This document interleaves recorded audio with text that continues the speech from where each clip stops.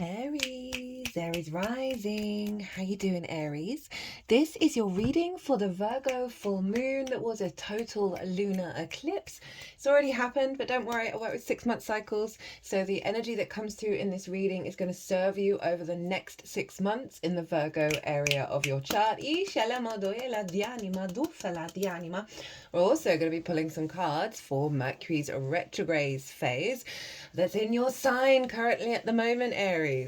And it happened nearly exactly 24 hours after this full moon in Virgo. And obviously Virgo is ruled by Mercury, so it's all intertwined.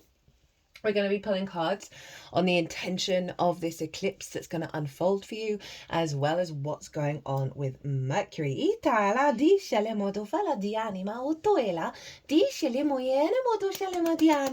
and welcome. My name's Chloe. I work with card divination, astrology, and as you just heard, and as you can see, I channel multi-dimensional energies through my body, both in the form of physical and vocal light language. This brings in healing, attunement, and activation codes to the messages that are going to come through in this reading. Now, I've done a collective reading for this eclipse.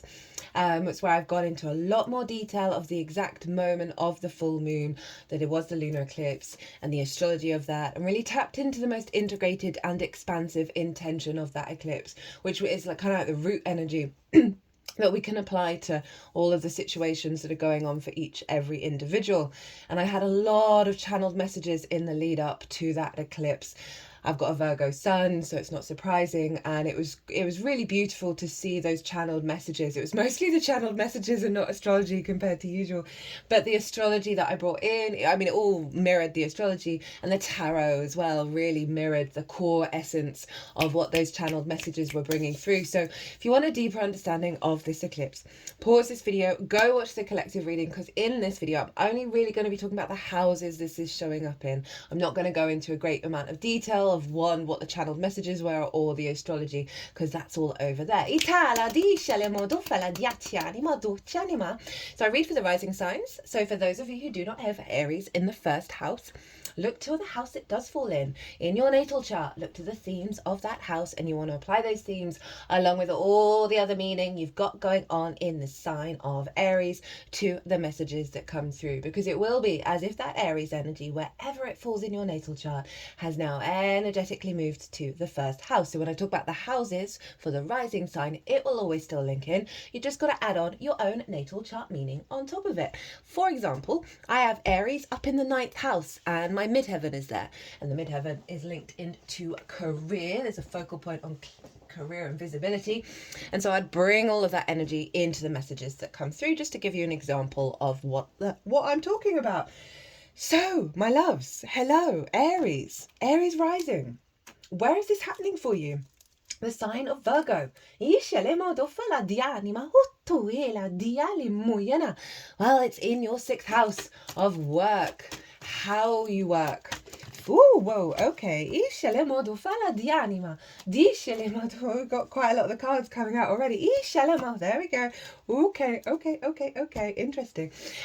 So it's the adult in the room. The 6th house, because it's work, how you work, physical health, routines, co-workers, and therefore collaboration, pets, and therefore acts of service. So this was an eclipse, right? So the moon was hidden from us, and it was really allowing us to release and let go of a lot of blocks around how we perceive and facilitate the Virgo energy. So that's all you being the adult in the room. Now, the 6th house for me is if you don't understand how you work, right? In the 6th house, how are you supposed to have healthy relationships? How are you supposed to be able to communicate how you work, right? So this is a full moon that's helping clear out any blocks around you being in the adult in the room for yourself, of stepping up and enjoying the process of work, of enjoying the process of taking care of yourself and being the adult in the room and having healthy relationships. And that's not just romantic, that's any relationship with anyone else. If you understand how you work, you know how you're showing up, and you can communicate that, right? It's really powerful. But it's a work house, and it's, as I said, the adult in the room. And so often we can struggle being the adult in the room for various reasons based on our early years. Perhaps we didn't have very good role models, and we can fall into neglect, and we can neglect ourselves. So this full moon is really going to help integrate your capacity to deepen the way that you work, to deepen your connection to being the adult in the room. It's a very powerful house to deepen your understanding and awareness of your true, how you truly embody work, how you truly co-create, and not based on distorted love languages, right? That we learn from our early years, whether it's with the self or externally.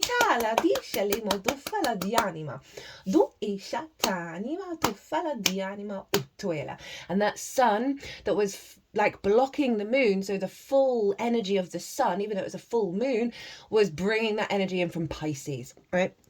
And that, is over in your 12th house, your hidden house, your house of mysteries, the unconscious spaces. And in those unconscious spaces can be distorted love languages, trauma responses, limiting beliefs, which is why this house is often linked into anxiety, depression, loss, grief, isolation, all of that good stuff. Underneath that is the magic of your soul, right? So this is a big power up. You've got a massive stellium happening in the sign of Pisces, a real sort of illumination of the truth of you, the truth of your soul, which is just you, just not with the conditioning, and helping heal and illuminate and bring to light any distorted love languages, any limiting beliefs around the way that you work, around the way that you step up to the plate and be the adult in the room for yourself.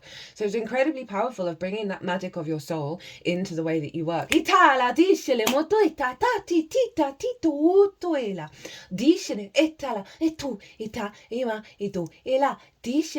For those of you who haven't caught the Pisces North Node, Virgo South Node transit series, it's in its own playlist. It's easy to find.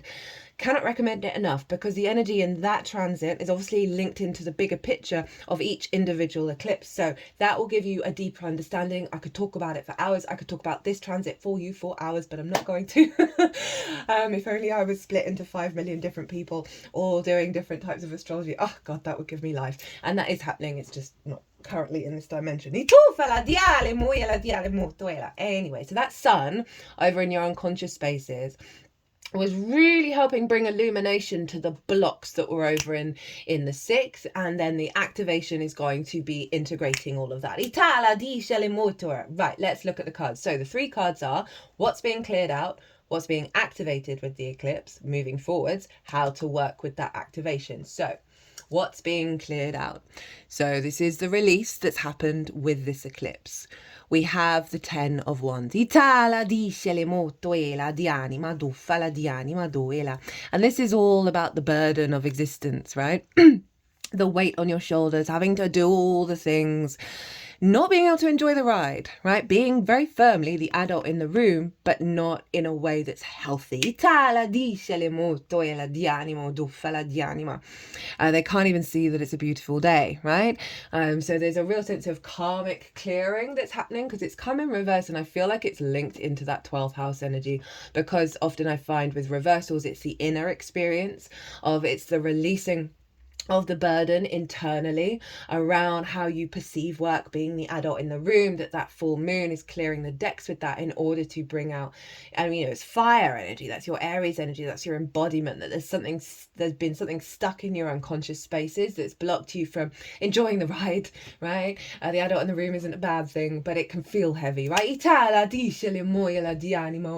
that's brilliant, of that clearing in both the 6th and the 12th of bringing that magic, right? Because you're not weighed down by the density of frequencies, of bringing that magic into the way that you work. That's going to lighten your load, right? So let's see what the activation is. Ooh, speaking of magic, we got the 7 of Cups. Love that after the 10 of Wands, which feels very stuck in its energy. This is a freedom. This is the dream state. This is lots of different possibilities coming through. This is my channeling card as well. We're all channelers, by the way. We're all intuitives. We're all healers.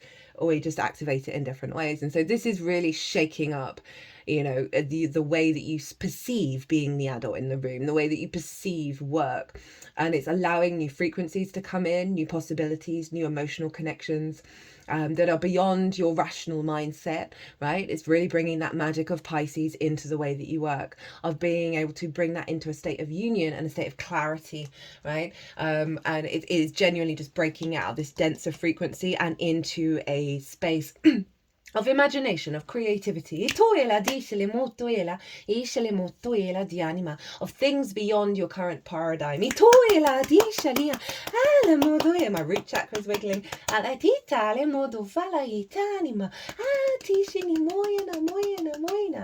Okay, let's see. Okay, so this is the energy to channel to help bring this in. This brings more play, more possibilities, and maybe more experience with work, with co-creation, with collaboration, with how you take care of your physical health. This is like a soothing of the mental sphere in order for the body, for the emotions to flow through the body and facilitate health. We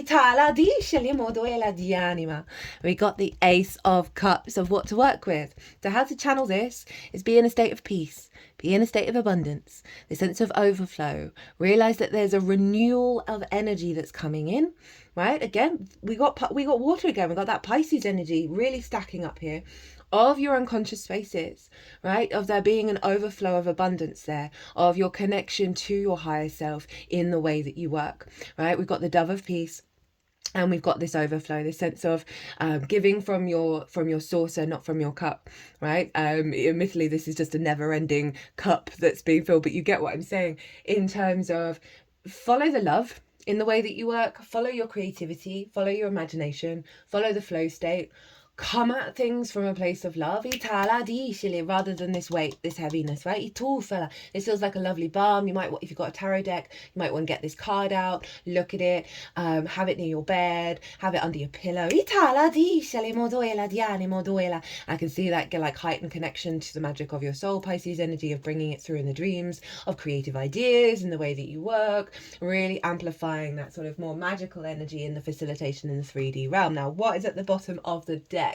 We have the Two of Cups, right? So this is doubling down on, that's on top of the Ten of Swords, doubling down on this sense of union within yourself, the integration of the feminine and masculine and spirit all together. They are eye to eye, they are equal. There's an element of respect, honor, and dignity showing up here, right? Of honoring yourself and your experience, but this is also opening up pathways to collaborate in a really healthy way, whether it's with source, co-workers, romantic relationships, friendships, whatever it is. It's taking off this weight of burden of how you may be showing up. Virgo can often take on all the responsibility, and this is allowing a space for reciprocity for others to come in and help. Say you're in a teamwork group thing at work and you're the one doing all the things, and it's just worn you down to the point where you feel depleted, right? So they're really wanting you to focus on you the abundance is within you, or reorientate back to love and that vibrancy of that, and be in a state of peace, and allow the integration process within you of that magic with your 3D experience, of your sense of self, and really be open to receive and to give in a healthier way. Look at all those cups. Falling in love with being the adult in the room. Taking care of yourself, not neglecting yourself, but doing it from this sort of very deep psychic healing creative energy that's funneling in from that Pisces 12th house, just pouring into the way that you work and the way that you create magic in the way that you work. Okay, so we're now going to get two cards for Mercury being in Aries and retrograding, as I said, 24 hours after the moon was at its fullest. So we're going to get two cards. One card is going to be the intention of Mercury. Okay. And then we're going to get two cards for the Pisces energy, because it's going to move into Pisces from a different deck. So while I'm getting the Pisces cards, because those Aries cards came out really quickly, not surprising, hi Aries, is that this is in your first house, right? So Mercury's retrograding in your first house.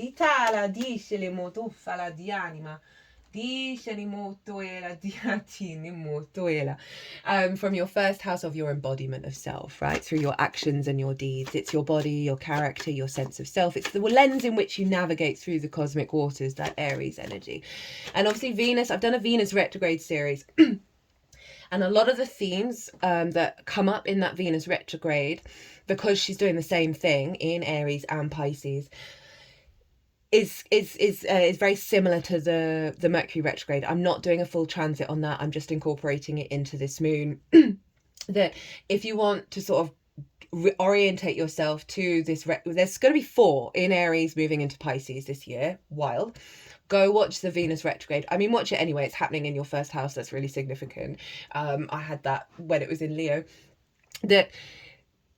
That will give you more information than what I'm bringing to the table here, just because I do not have the time at the moment. Everything is so overwhelming and there's so much astrology and I wish I could do it all. So you just sort of, rather than the sort of the Venusian energy, you bring in the Mercurial energy with that transit. So your first house of self, right? A really reorientation around how, because Mercury is about the information interchange between things, right? The flow state of information, how we perceive things, how we digest things, what we're picking up on. Generally, there's so many blocks to what we're picking up on. How we communicate, how we share that information, and it's in your first house, so it's a real rejigging of how you perceive yourself. Of how you perceive yourself, how you communicate, how you understand your body, the messages that you get from your navigator during this time are going to be wild. How you respond to how other people think about you, right? How you're perceived. Right?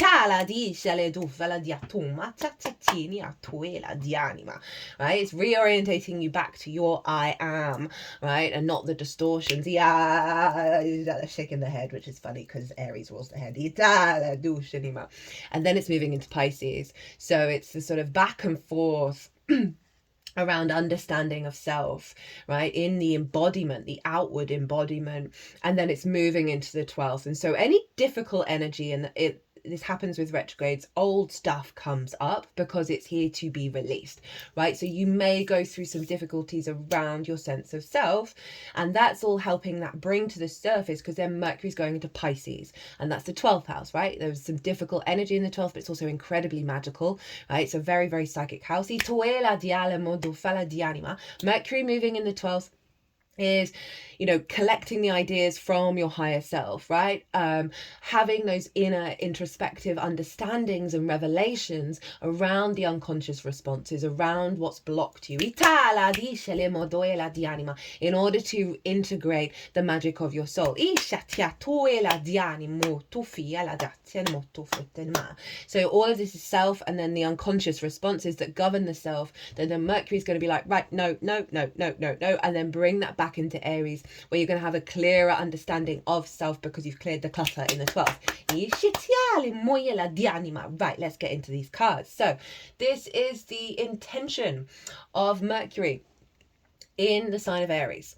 So in your first house, this is the vibe that Mercury's trying to bring in and integrate. And so you can apply this to any situation that's going on in the Aries area, in your first house, your embodiment of yourself, how you see yourself, whether it's good, bad, difficult, whatever, all of the things. We've got the Three of Swords in reverse. So it's swords, very mercurial in nature. And it's the sense your heart is like a very powerful aspect of the self, and the wounds around the heart that stopped you embodying yourself at the fullest form, right? Whether that's external situations or internal situations, Mercury is helping release the limiting beliefs, the distortions that cause grief and a restriction in the heart, around your sense of self. And often it can mean bringing them to the surface. So just trust the process. I've had some real stuff happen over this eclipse, and I'm like, God damn. And I've been going through it, but then releasing and being like, so just trust. I mean, that's really, really self-explanatory. I don't feel like I need to say more than that, of like, that can really help you get some perspective if there is some difficult energy around you during this retrograde. Mercury was conjunct Venus, so that's another reason why that Venus retrograde is really significant, because the themes of the Venus retrograde were imprinted into Mercury at the moment it retrograded. The moon was also in Libra, opposite Mercury in your 7th house of one-on-one relationships, so there can be a theme around that showing up. Now, how to work with this energy, what to channel, what to embody during this Mercury transit. We got the Page of Cups, and I'm here for it. So, communications of love, lightness of being. Pages are very youthful, they're not jaded, they want to experience things, they want to learn, they want to grow, they want to talk. And this is the water body energy. You got so many cups showing up. It's very Pisces, actually. This figure is talking to a fish, and that fish is talking back, and neither of them are weirded out by it. Being open to messages from source, open to messages of love. They want you to be in that very playful state. They want you to regenerate your energy away from the 3 of Swords by focusing on love, creativity, your imagination, right? The playfulness, the joy in your life, rather than fixating. If there are some difficult things showing up, rather than fixating on that, they're wanting you to align to the Page of Cups, because that's going to strengthen just this. I find pages are very much linked into the Fool, this lightness of being really open to shifts and changes and not being stuck to the old paradigm. Right, let's see what's going on in Pisces, the 12th house, the hidden house, the house of a mystery. So this is the intention of Mercury in Pisces, and interestingly we've got fire showing up here. I lean more into the imagery with this deck, been using it with all the Pisces transits so far. It's a new deck for me and I absolutely love it. This image is so appropriate for the 12th house, right? All those unconscious spaces, right? All those trauma responses and limiting beliefs and distorted love languages, the hectic swamp that is the unconscious. And look at you. This is what Mercury is trying to get you into being, is this clarity of self. Right, this figure is not attached to them. There's like this halo of protection around them, that you're going through a deep reboot. And interesting, this is the 10 of Wands. Look what we've got over here. They've just got my other hand at my third eye.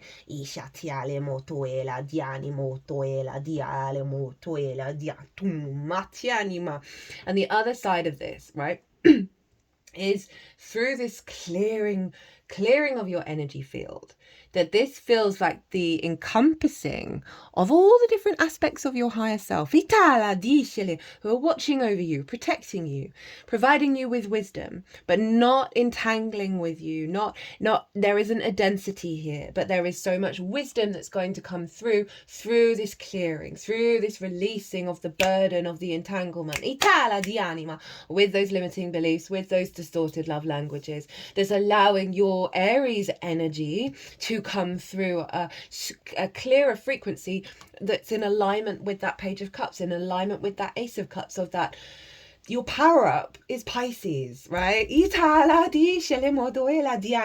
how to embody, how to help this process.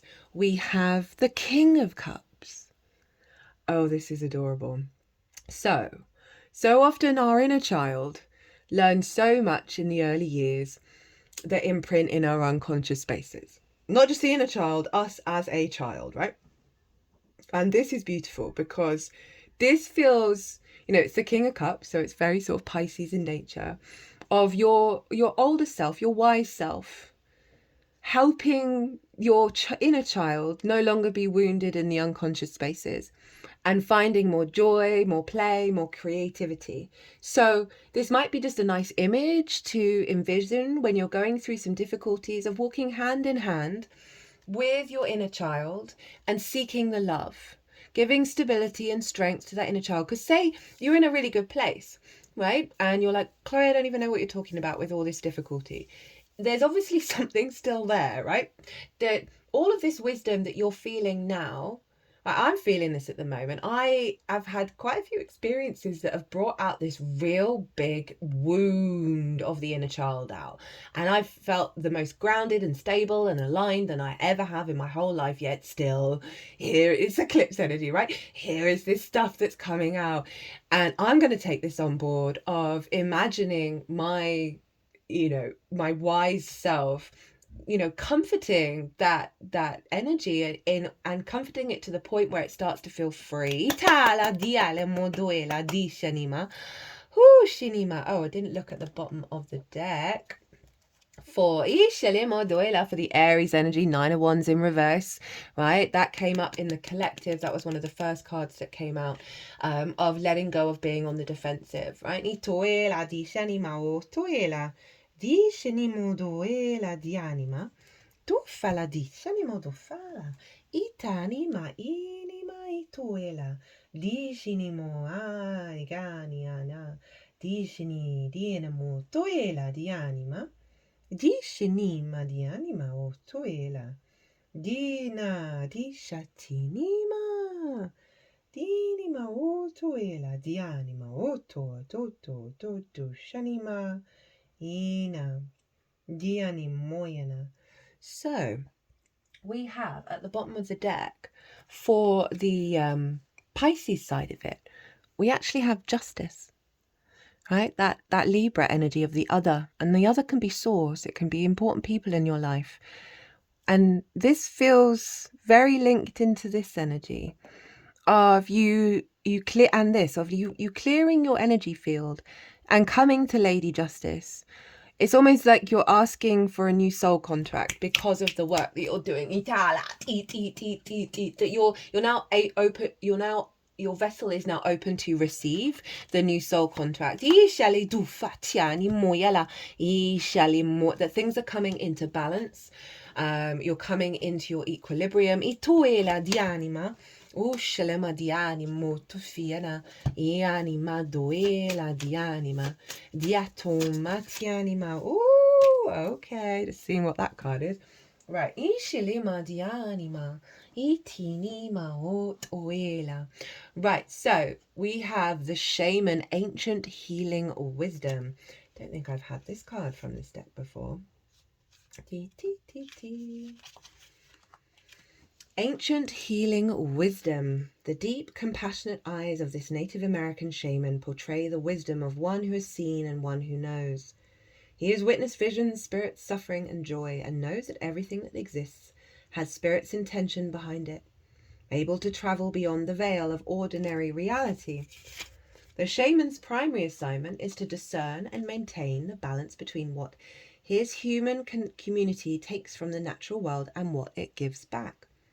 When this relationship is out of balance, the shaman must do whatever is necessary to restore it, right? That's what's going on over there. As is that of moving away from burden to play.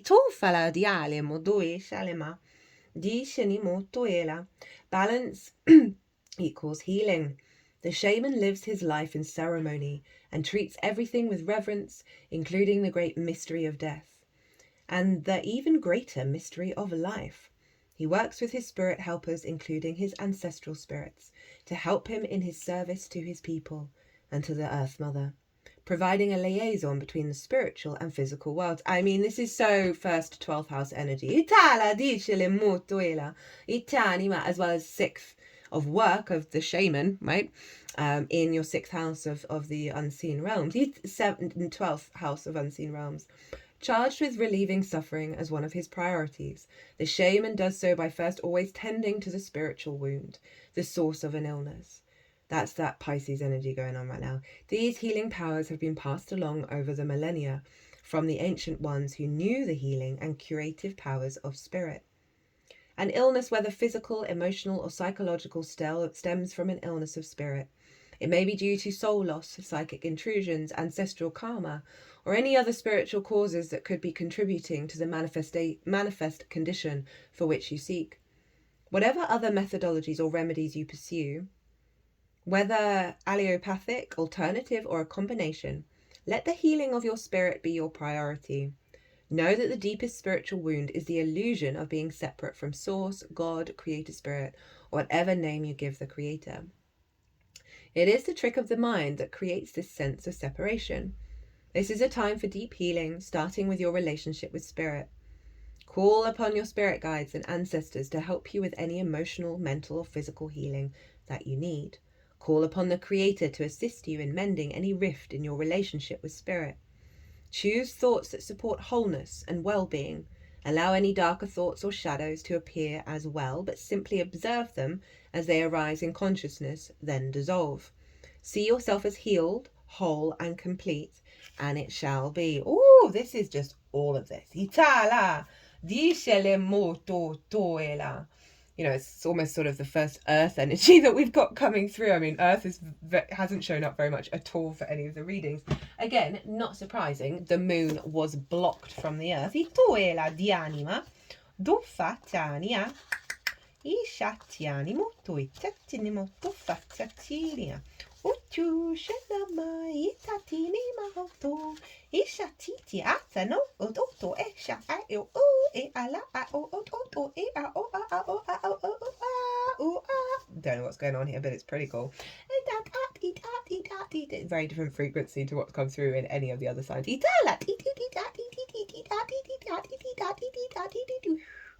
Dinah tapping over the third eye. Itala Dianina out the heart space. Ita and the throat. Ita. Inima. Dali moto ficali moto ela diacia tu fala diacia anima. God, sometimes that really does sound Italian.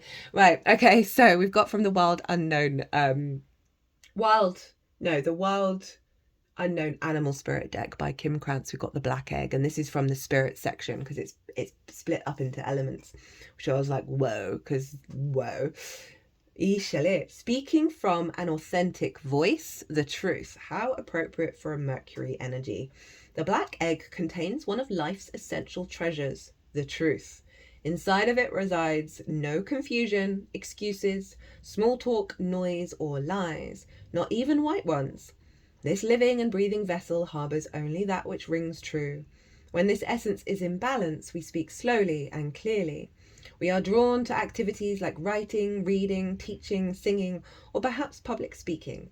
Sounds draw us in, books draw us in, the concept of truth itself draws us in. We start asking questions like, what do I know to be true about myself? And what is true about the world? When the energy of the Black Egg is not yet accessed, we speak from an unsure place. We say things others want to hear, gossip or repeat stories to justify our subpar behaviour. We might even try to convince ourselves that we have no inner truth at all. The energy of the Black Egg hovers and waits for us to reconnect. It's shaking the head, bringing that connection energy back in, shaking up the stagnation, bringing in the alignment. Available at every moment, in every situation. It is the epicenter of truth, the birthplace of our voice. So if you're going through difficult stuff, right, and you're confused and you don't know what you're doing, you don't know what people are saying, you don't know what you're saying, you don't know what the truth is, envisage the Black Egg hovering above your crown chakra and draw that energy in. Sit with it for a second. You've got a lot of water, which is a yin energy of a stillness, and then allow the flow to come through of like getting into a clarity of energy. The Black Egg and the fifth chakra. The subtle essence of this card resides at the base of the throat. At the Vishuddha chakra, the ancient sages saw this center as the hub that governs our speech and expression. Vishuddha translates as especially pure. The balance of this center is important for all of us, but is especially essential for writers, editors, musicians, and teachers. And we are all the musicians of our own frequency. And it's got the card at the throat chakra.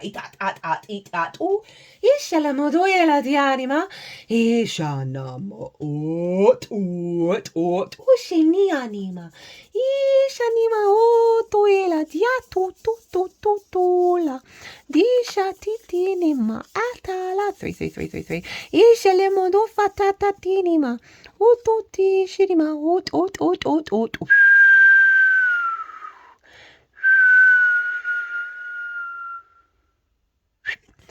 Interestingly enough, there's been like cocoon energy showing up so far. You're the third sign that I've read for. And that black egg feels like a very protective cocoon for you to come into a deeper state of knowing of your own truth. And I feel like a lot of things are going to be revealed from the unconscious spaces that is going to help you strip back the layers of the conditioning, social, collective, individual, that all of which is clearing your vessel to bring in this love energy, this synchronistic magical energy that's gonna ignite your instincts, my lovely Aries.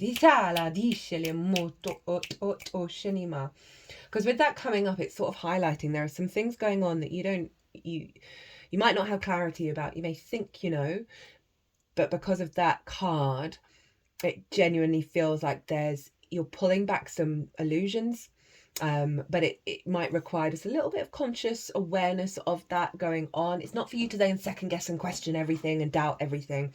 It's just to sort of be open to the not knowing and see what comes through from that. And that was a main theme that came through with the collective.